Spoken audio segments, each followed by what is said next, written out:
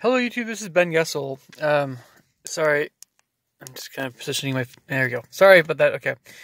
Um, yeah, I'm just out and about here.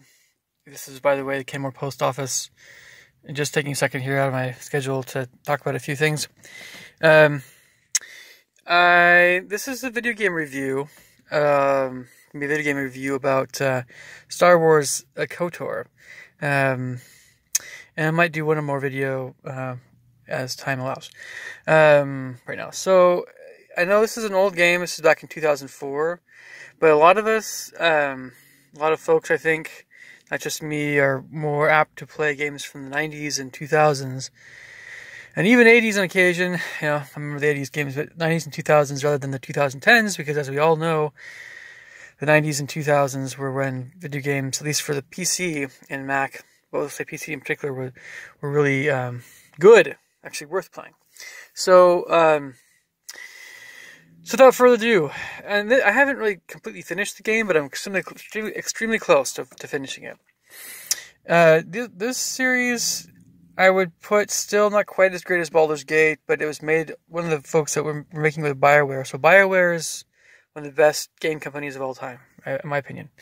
By the way, you can kind of see what's going on around here. This is my car over here. We have Ichiban Teriyaki and stuff. This is kind of downtown Kenmore, but Kenmore is not a big city, so by downtown I mean it's... You can see some bigger buildings over here. We have Evergreen Health. These are newer buildings, by the way. Yeah, KOTOR.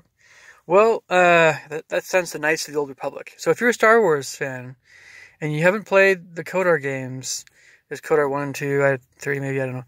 And these are back in the 2000s. By all means, go play them. They're worth playing, for sure. They're pretty good. I'm going to start out with the things I like, and then I'm going to get to the things I didn't like about the game. And I'm almost done with the game, so just, you know, I know the very ending is, I can't talk about that yet. And I'm not going to talk about the storyline, no spoilers, try to keep the spoilers out of this. So basically the good stuff first. So I like the feeling I have that the game is a Star Wars game. It is distinctly Star Wars. It has the feeling of being a Star Wars game. And that's the biggest plus. It has, you know, everything. Lightsabers and the characters are what you expect from a Star Wars movie or game. Everything. The personalities of different characters, the dynamic, social, cultural dynamic of different places and worlds, and the architecture. The architecture, definitely architecture. It all feels very Star Wars to me.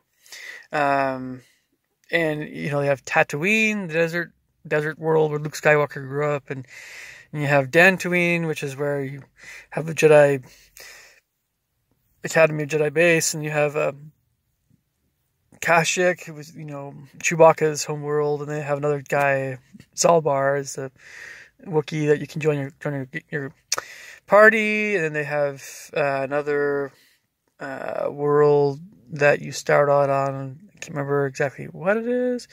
It's more of an urban place. And then some other worlds, Yavin, there's a little merchant there. And also Corrigan, which is kind of a Sith area. And then you have, what's the other one? Anyway. Those are some of the main worlds. Oh, of course, later on, there are a few last areas I won't talk about so much that are kind of part of the main plot of the game. But this is a game that occurs this is before the main three, and even before the prequels of the Star Wars movies. So this is getting back a little bit, but not too far back in Star Wars Expanded Universe history. This is the era of Darth Revan and Darth Malak.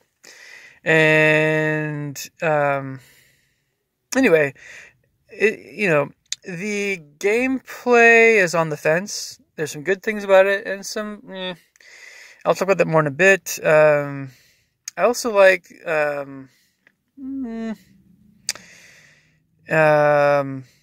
Some of the side quests, in addition to the main quest, are actually pretty fun to do. Some of them, not all of them. The main quest is actually pretty enjoyable. But, so yeah, it's actually, a pretty decent game. And then there's like cutscenes, and they're pretty fun, like little movie things. So, those are just some of the things I liked about this game. And you have some choices what you want to do in different places, which is very fun, not too linear. The downside, it has to do with there are times when you're trying to get something from a, like called those little, you get stuff from these little circular cylinder container things, and they're, it's very Star Wars techie thing.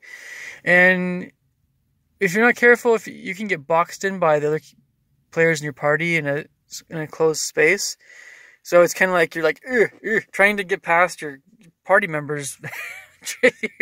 That's a little bit annoying. There's ways out of it, but it's, Anyway, and then sometimes you'll do this funny little foot thing where so you're trying to get out of there, or you can't get something, but you're trying to get something. The computer is still think, oh, you want to get this thing, but you can't quite get there. But that kind of, I don't know. It's trying to get there, but you can't, and so you're just kind of stuck and doing this little funny foot dance thing. Just little things like that. But again, they are solvable if you get to that point. What you want to do is you want to try talking to a player character, save game, reload it, and you're usually fine. You can get out of there or whatever. But there was one place I just couldn't get to. It's hard to get to it. Get the stuff in it. So I don't know. Anyway, by the way, if you get medical packs, like especially advanced medical packs or life support packs, be very cautious about using those up. As soon as you get your heal ability, your force heal ability, use that whenever possible. Save up those med packs. I'm playing on normal difficulty, and I'm fairly experienced gamer. I don't do gaming as super serious hobby, but I'm not bad. But even on normal difficulty, I've made, I'm sure, a fair number of mistakes just playing through the first game. I don't like to look at all the stuff about always how to do the game the best way. I don't do that. I like to play. So learn as you go. But for the most part. But yeah. But it's just, it's a good idea to save your medical packs. Sometimes it's not always possible when you're in really tough battles. Depending on, there's also things you could do to, strengthen your lightsaber via crystals that you collect and everything. And some, all that stuff, and, increase your, strategically your abilities to, combat and other stuff. And there's all that stuff, like I say, but it's just,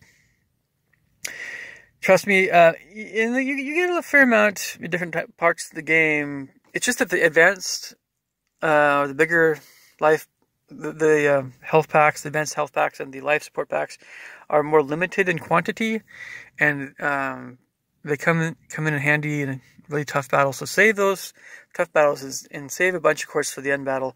I'm not exactly sure at this point how many life support packs it's going to require to fight the big bad boy at the very end.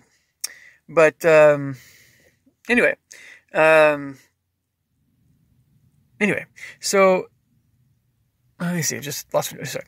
Okay, so we're almost done with this particular train of thought. I'm going to save a few other things for the next video. I'll catch you guys later. Bye.